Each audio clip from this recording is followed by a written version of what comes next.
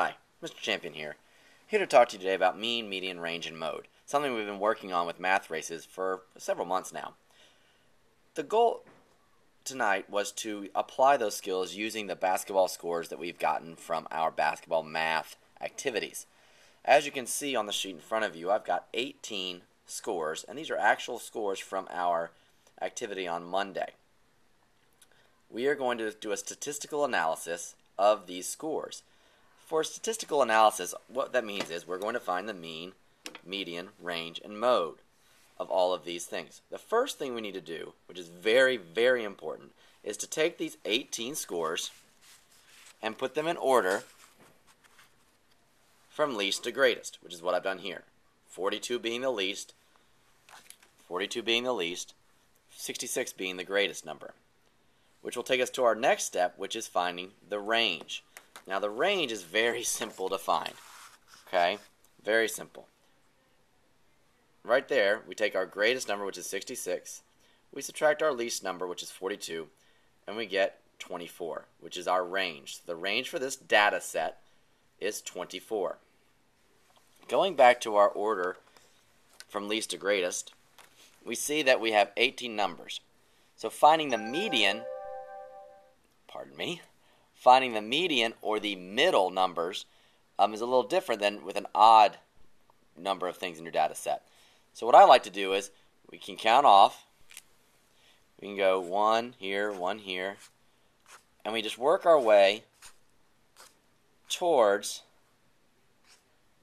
the middle of the data set. And I believe I messed up somewhere. It should end up here. So what you end up with is these two middle numbers here, which we're very lucky in this case that they're both 57.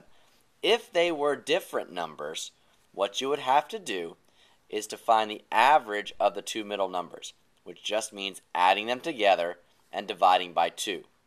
So if I added these two numbers together and divided by 2, I would still get 57. But if this was 60 or 100, you would add, say it was 100. You'd add 100 to 57, divide it by 2, and whatever the answer is, that is your median or middle number. So tonight, when you're put your numbers in order from least to greatest, your two middle numbers, you may have to do an additional step of finding the average of the two middle numbers. So we've talked about range, which is the difference between the greatest number and the least number in your data set. We've talked about median, which is the middle number in your data set. Mode is another very simple process. Mode is just the number that occurs the most. So if we look through our data set, we see that 47 happens twice, 57 happens twice, 61 happens twice, and 66 happens twice. So what that means is, that means that 47, 57, 61, and 66 are all modes in this data set. Okay, they're all modes in this data set because they all occur twice.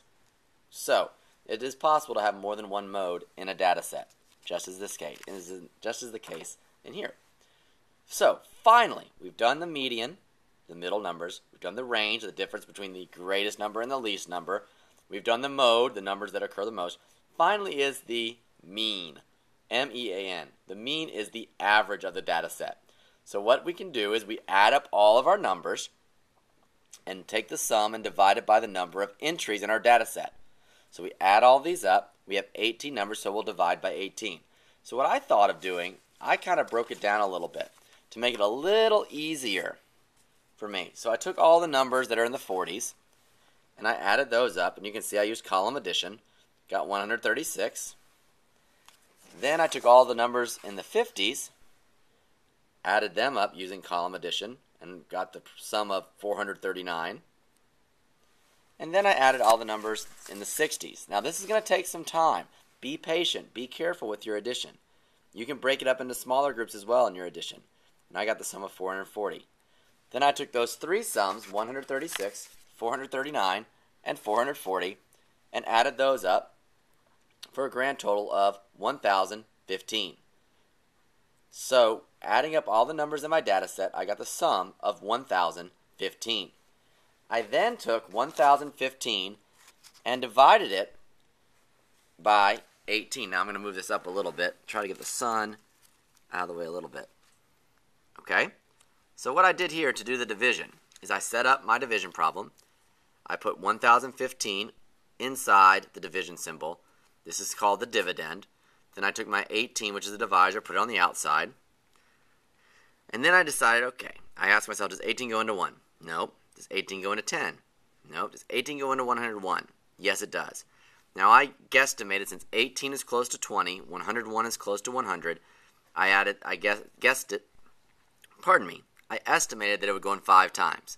So I put 5 above my dividend. I then multiply 5 times 18, get 90. I subtract 90 from 101, I get 11. And then I bring down my 5. And then I, as the class would always say, restart.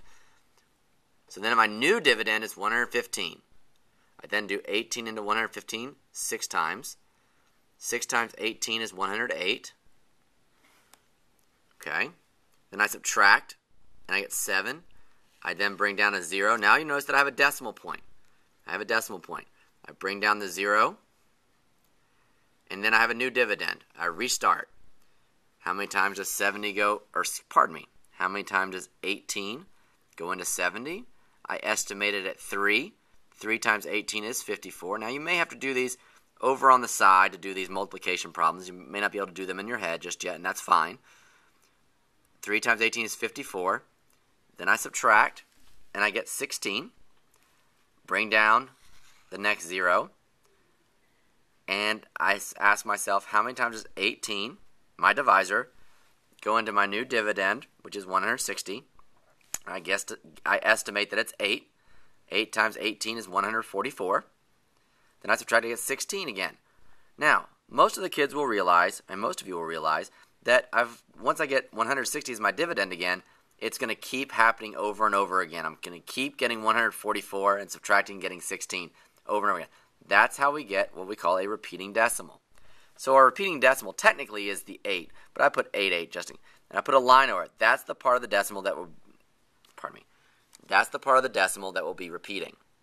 So 56 and 388 thousandths is our quotient, and here's our repeating decimal there. So the mean could be written this way. Now, if we wanted to round to the nearest 1, we could, or we could just leave it like this, round to the nearest 10th, we could do that. But for our sake, we could just leave it like this, and that's fine. Okay? So, that's how we find the mean, median, range, and mode of a data set. Now, this is complicated. It may take a while. Be patient. If you struggle with the division, you may check it with a calculator. I hope this helps. Have a good night.